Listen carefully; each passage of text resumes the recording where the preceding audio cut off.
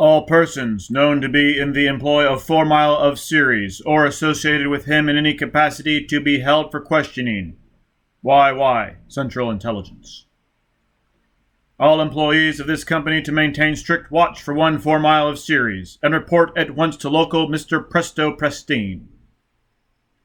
All couriers will abandon present assignments and report for reassignment to Foyle Case, Dagenham. A bank holiday will be declared immediately in the name of the war crisis to cut 4 Mile off from all funds. YY, Central Intelligence. Anyone making inquiries, RESS Vorga, to be taken to Castle Prestine for examination. Prestine. All ports and fields and inner planets to be alerted for arrival of 4 Mile. Quarantine and customs to check all landings. YY, Central Intelligence. Old St. Patrick's to be searched and watched. Dagenham. The files of Bones and Weeg to be checked for names of officers and men of Vorga to anticipate, if possible, Foyle's next move. Prestine. War Crimes Commission to make up list of public enemies giving Foyle #1 spot. YY, Central Intelligence.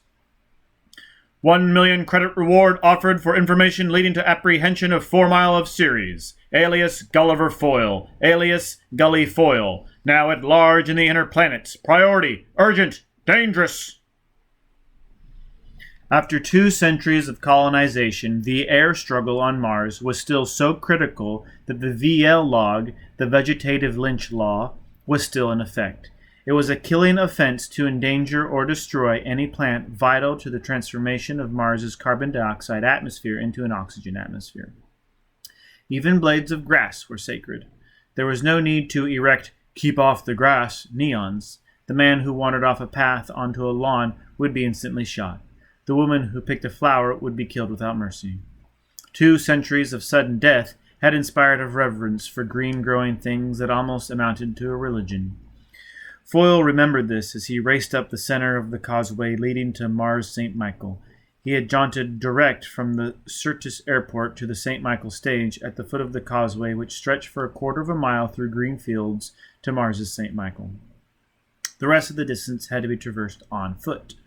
Like the original Mont Saint Michael on the French coast, Mars St. Michael was a majestic Gothic cathedral with spires and buttresses looming on a hill and yearning toward the sky.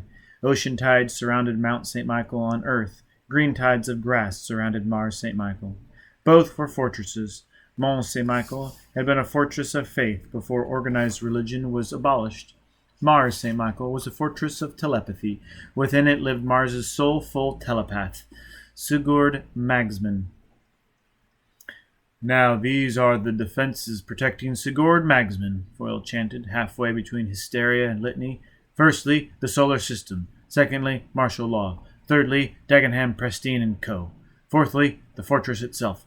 Fifthly, the uniformed guards, attendants, servants, and admirers of the bearded sage we all know so well, Sigurd Magsman, selling his awesome powers for awesome prices. Ha! Foyle laughed moderately.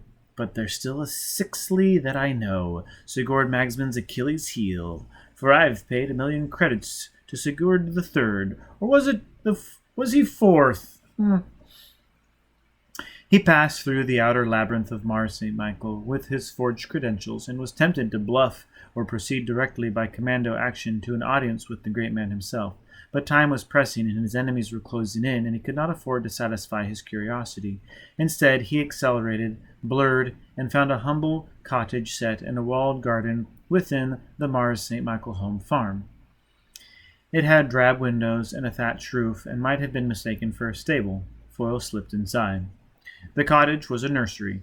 3 pleasant nannies sat motionless in rocking chairs, knitting poised in their frozen hands. The blur that was Foyle came up behind them and quietly stung them with ampules.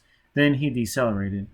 He looked at the ancient child, the wizened, shriveled boy who was seated on the floor playing with electronic trains. "Hello, Sigurd," Foyle said. The child began to cry. "Cry, baby! What are you afraid of? I'm not going to hurt you." "You're a bad man with a bad face." "I'm your friend, Sigurd." "No, you're not. You want to do the bad things." "I'm your friend. Look, I know all about those big hairy men who pretend to be you, but I won't tell. Read me and see. You're going to hurt me. You want me to tell him. Who? The captain, man. The Scot. The child fumbled with the word, wailing louder. Go away. You're bad. Badness in your head and burning men's and... Come on, Sigurd. No, Nanny! Nanny! Shut up, you little bastard. Foyle grabbed the 70-year-old child and shook it. This is going to be a brand new experience for you, Sigurd. The first time you've ever been walloped into anything. Understand? The ancient child read him and howled. Shut up. We're going on a trip to the Skopje colony. If you behave yourself and do what you're told, I'll bring you back safe and give you a lolly or whatever the hell they bribe you with. If you don't behave, I'll beat the living daylights out of you. No, you won't. You won't. I'm Sigurd Magsman. I'm Sigurd the telepath. You wouldn't dare. Sonny, I'm Gully Foyle, solar enemy number 1. I'm just a step away from the finish of a year-long hunt. I'm risking my neck because I need you to settle accounts with a son of a bitch. Who? Sonny, I'm Gully Foyle. There isn't anything I wouldn't dare. The telepath began broadcasting terror with such an uproar that alarms sounded all over Mars St. Michael. Foyle took a firm grip on the ancient child, accelerated, and carried him out of the fortress. Then he jaunted. Urgent! Sigurd Magsman kidnapped by man tentatively identified as Gulliver Foyle, alias 4 Mile of Ceres, solar enemy number 1, destination tentatively fixed, alert Commando Brigade, inform Central Intelligence, urgent, urgent, urgent. The ancient Skopje sect of White Russia, believing that sex was the root of all evil, practiced an atrocious self-castration to extirpate the root. The modern Skopskes believed that sensation was the root of all evil, practiced an even more barbaric custom. Having entered the Skopje colony and paid a fortune for the privilege, the initiates submitted joyously to an operation that severed the sensory nervous system and lived out their days without sight, sound, speech, smell, taste, or touch.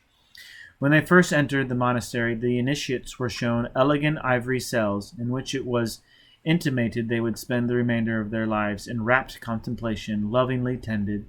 In actuality, the senseless creatures were packed in catacombs where they sat on rough stone slabs and were fed and exercised once a day. For 23 out of 24 hours they sat alone in the dark, untended, unguarded, unloved. The living dead, Foyle muttered. He decelerated, put Sigurd Magsman down, and switched on the retinal light in his eyes, trying to pierce the womb gloom. It was midnight above ground. It was permanent midnight down in the catacombs.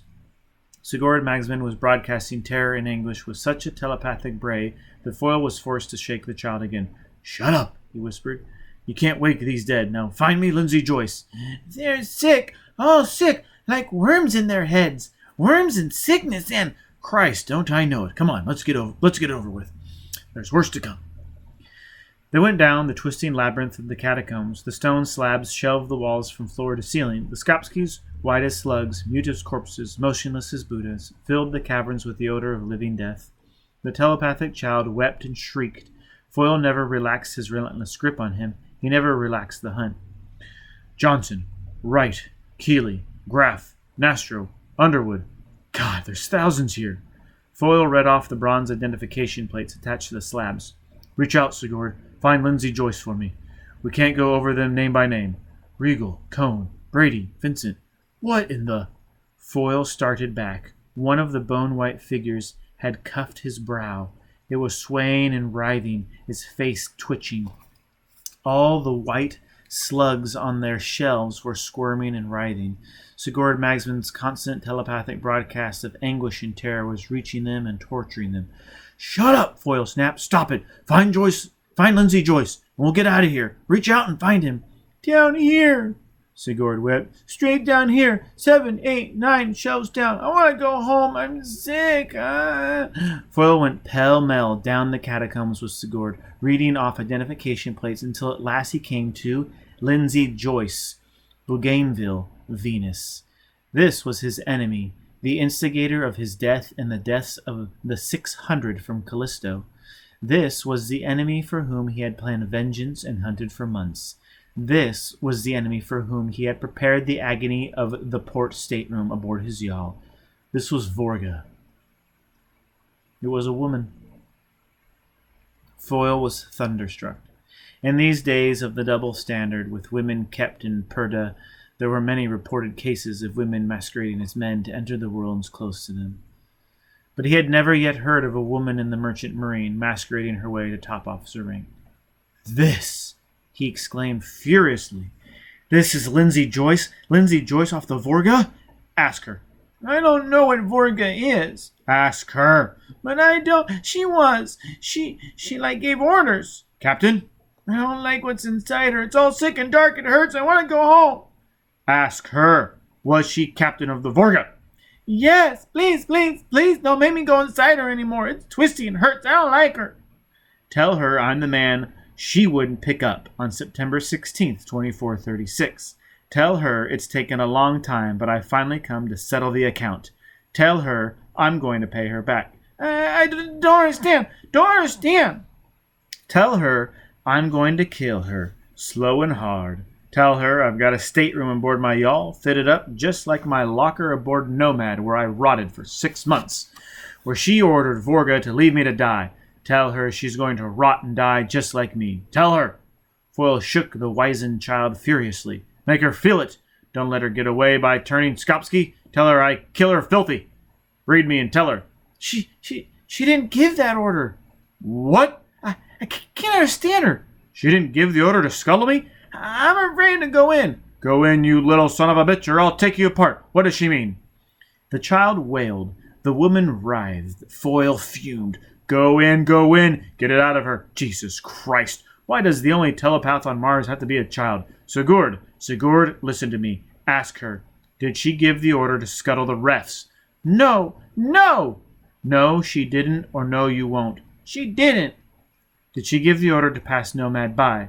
"She's twisty and sicky. Oh, please, Nanny, I want to go home. Want to go." "Did she give the order to pass Nomad by?" "No." "She didn't?" "No. Take me home." "Ask her who did." "I want my Nanny." "Ask her who could give her an order. She was captain aboard her own ship. Who could command her? Ask her." "I want my Nanny." "Ask her." No. I'm afraid she's sick. She's dark and black. She's bad. I don't understand her. I want my Nanny. I want to go home." The child was shrieking and shaking. Foyle was shouting. The echoes thundered. As Foyle reached for the child in rage, his eyes were blinded by brilliant light. The entire catacomb was illuminated by the burning man. Foyle's image stood before him, face hideous, clothes on fire, the blazing eyes fixed on the convulsing Skopsy that had been Lindsay Joyce. The burning man opened his tiger mouth. A grating sound emerged. It was like flaming laughter. "She hurts," he said.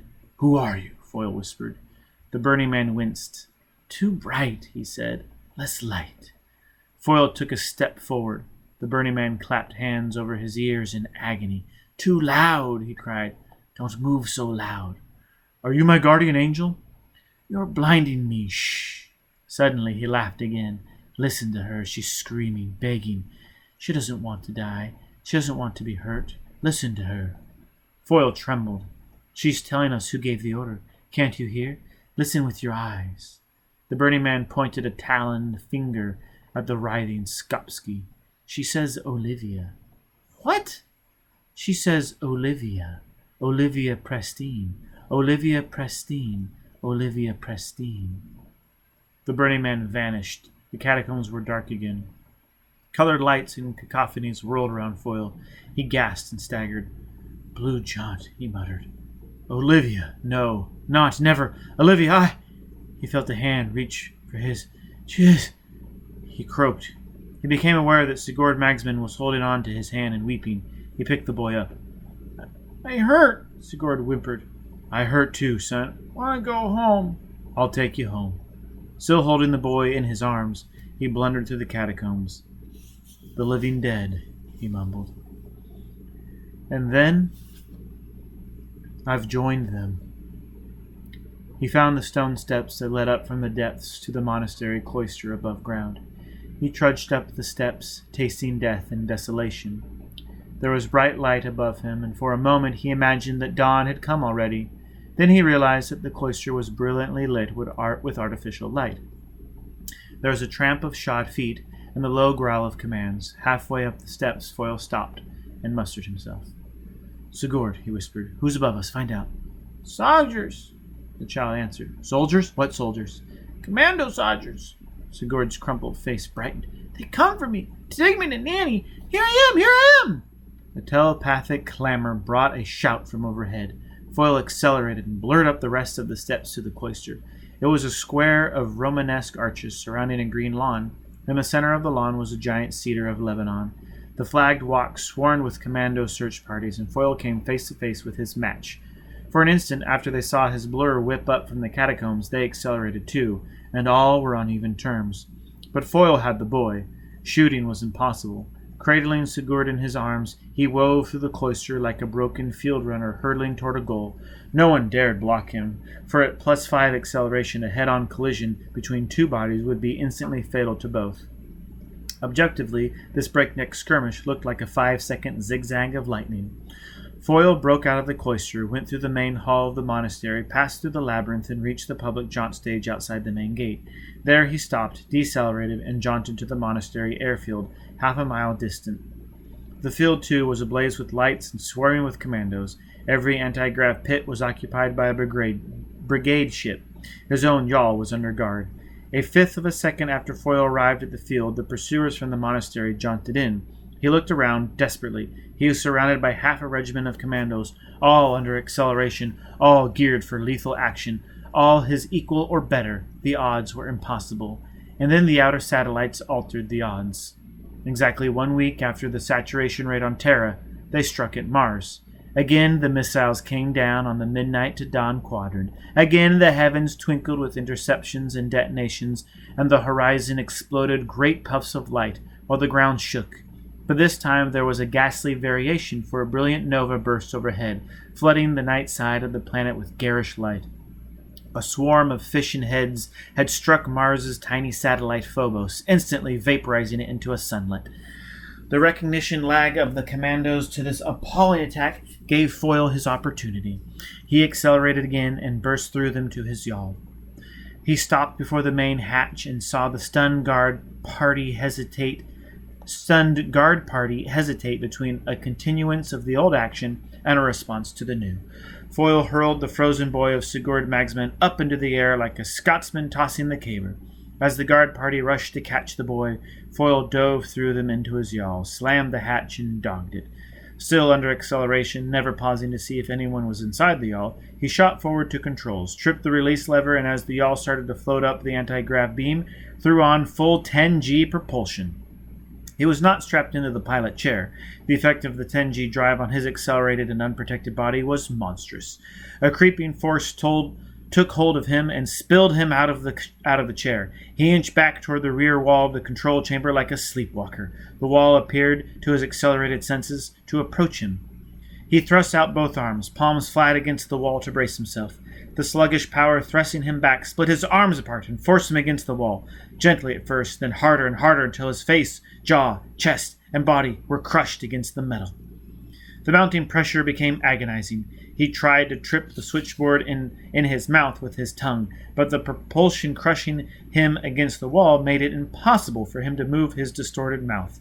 A burst of explosions, so far down the sound spectrum that they sounded like sodden rock slides, told him that the commando brigade was bombarding him with shots from below. As the yawl tore up into the blue-black of outer space, he began to scream and a bat screech before he mercifully lost consciousness.